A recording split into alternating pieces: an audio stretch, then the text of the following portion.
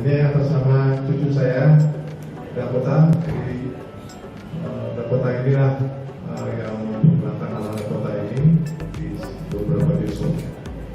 Dengan mengucapkan Bismillahirrahmanirrahim, Dakota Cinema Cawan diresmikan pada hari ini bersama-sama.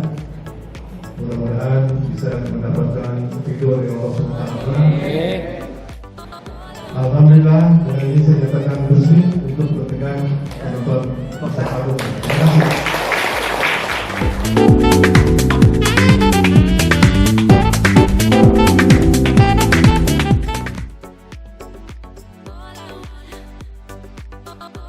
Bagi warga Bekasi yang tinggal di seputaran Pondok Kelapa, Jati Bening, Bintara, dan Jati Asih, saat ini tidak perlu jauh-jauh dan repot-repot jika ingin menyaksikan film terbaru di bioskop.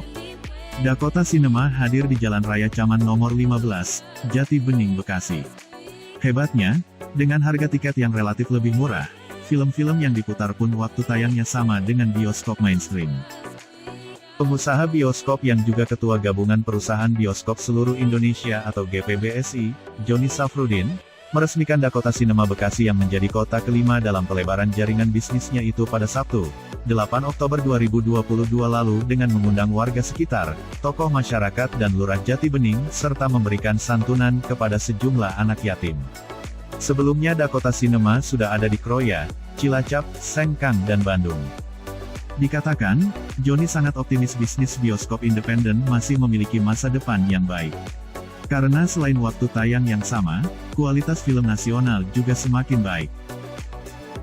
Saya rasa bioskop ini yang kedua kali. Yang pertama tahun 92 kita buat, itu kan tutup seluruh Indonesia kelas B ya. Namanya Continental Theater. Oh dulu Continental ya. Itu tutup. 21 pun kalau tidak salah sampai 30% tutup. Karena filmnya itu seluloid. Yang mana seluloid itu kan banyak kelemahan-kelemahannya, putus, baret-baret, sebagainya. Nah, melihat semacam itu ya kita sama-sama tutup.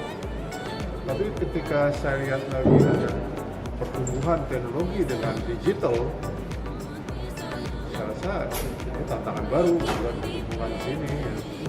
Dulu tidak seramai ini. Insya Allah kalau kita itu juga harga kasusnya juga 25.000, Senin sampai Kamis, 30.000, Jumat sampai Minggu. Itu sangat relatif murah. Saya yakin masyarakat terjangkau lah daya belinya. Karena Dakota ini kan yang kelima Ya. Satu dulu Cilacap, kemudian Kroya, kemudian Sengkang, kemudian Bandung, dan Cekek, dan di Caman itu sendiri, Dakota Cinema. Memang usaha bioskop ini sepertinya mudah, tapi permodalan cukup besar. Nah, jadi artinya kalau saya lihat sih orang-orang yang kira-kira investasi juga mikir-mikir ya, agak apa. Kalau belum menguasai teknologi jaringan itu memang mereka agak ragu. Tapi insya Allah kalau kita lihat pertumbuhan bioskop ini akan pelan-pelan naik semenjak Hari Raya Idul Fitri kan sudah naik tuh KKN. Sekarang ya memang ada naik turun, tapi kita punya harapan optimis bioskop akan bangkit. Saya usaha bioskop ini sebetulnya sih dari tahun 1975 di Cipinang Theater, kemudian Sunan Giri, Surabaya Theater, dan seterusnya. Ada 10. Ada 10 waktu itu Pak Joni ada 10 ya? Saya join. Ya. Dan itu tutup semuanya. Karena bioskop itu yang daya tarik utamanya film. Kalau filmnya itu bersamaan, up to date, dengan internasional, ya. Kemudian isunya juga sampai ke Indonesia, itu film ini disambut baik di internasional, karena kita nggak kalah dengan tetangga kita, Malaysia, Thailand dan sebagainya. Kadang-kadang kita duluan main untuk import ya. Nah, kemudian nasional juga kita harus berbangga lah. Kemarin kan ada film Malaysia masuk, tapi belum bisa lah menandingi produsen kita, belum bisa. kita lebih baik dan lebih apa istilahnya, lebih profesional memilih pemain, tema dan sebagainya, cukup bagus. Nah, hanya karena ini banyak masuk, kan kadang-kadang ada seperti kanibal juga gitu di antara kita saling. Nah itu apa masalah pasar ya, masalah pasar. Saya rasa biasa lah. Tapi saya optimis sinas-sinas kita, produser-produser kita sudah betul menekuni sekarang. Jadi filmnya nggak dijual ke OTT kemana-mana, enggak. Perilaku bioskop ini hari, perilaku bioskop 40 tahun yang lalu hampir sama.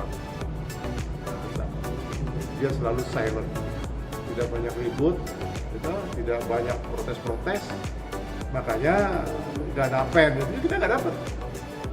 Waktu pandemi kemarin ini nggak dapat kita, satu perak pun nggak dapat.